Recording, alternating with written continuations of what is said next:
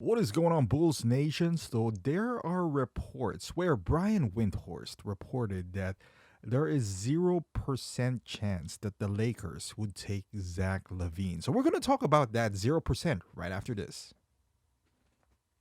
This is your home for all things Chicago Bulls. Join the conversation. You're listening to Chicago Bulls Nation. All right, Bulls Nation. So with all the teams that are being linked to Zach Levine, I think the Lakers are kind of like the most makes sense or the loudest one out of the bunch, just because of the connection, the clutch connection, and the I guess the California collection from Zach. I mean, he's from Seattle, but he went 1 year of college, I suppose. But that was the always the report because the fit, if you look at it, it makes sense for the Lakers. They'll get a third scoring person, scoring guard or wing or a three-pointer as well. He's not that first defensively, but if you got 80 behind you and their defense is pretty solid, this would actually work. However, like I mentioned, Brian Windhorst said that there's 0% chance of that happening, and I think the way he said it, it's because the Lakers doesn't want to have anything with Zach Levine. So what does it mean for the Chicago Bulls and Bulls fans out there? Man, I'm excited because there is nothing that the Lakers could offer that excites me. Nothing at all. Because the initial offer that is being thrown around there is it's Rui, D'Lo, and whatever salary filler for Zach. That is the worst package that could ever happen for the Bulls. There's no cap space, there's no pick, there's no young asset, nothing.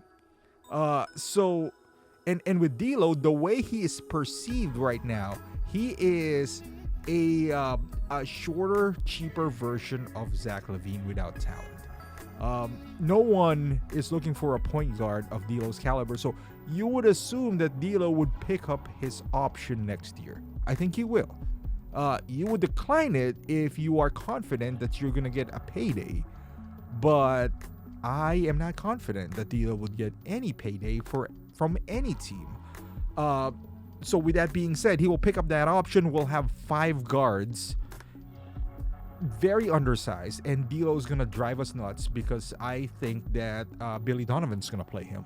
So no, thank you.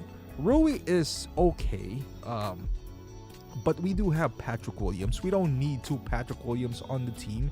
He is a worse Patrick Williams, so why? You want someone that is kind of opposite of Patrick Williams. Somebody's is bigger, perhaps a little bit more aggressive, but that is Rui is Patrick Williams light. So no, and then they have either of the young guys, Hood Schifino or whoever. Don't want them either. So they have the worst package out there.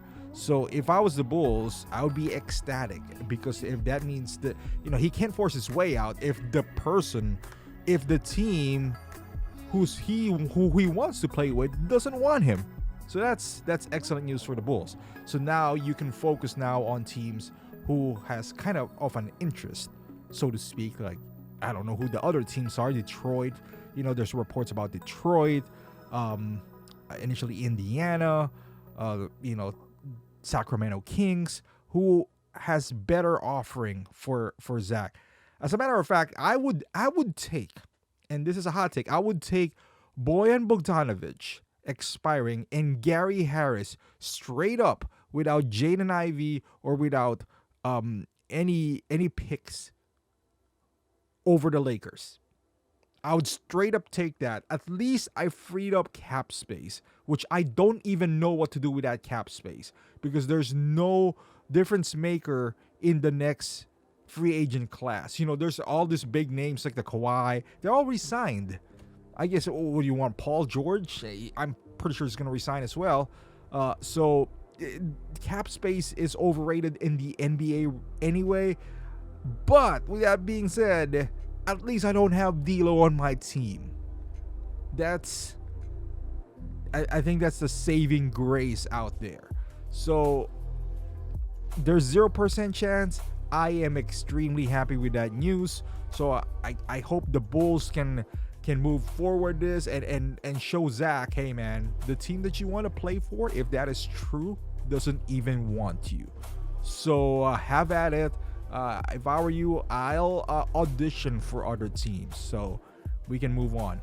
I'm gonna discuss some of the trade proposals that Will Gottlieb proposed in this, and it's a pretty interesting take. So tomorrow I'll make a video of that. But I'm just happy that we can finally cross this Lakers out. And I hope that Brian Windhorst is right. Thank you for watching Bulls Nation. Subscribe to the channel, and I'll see you guys in the next one.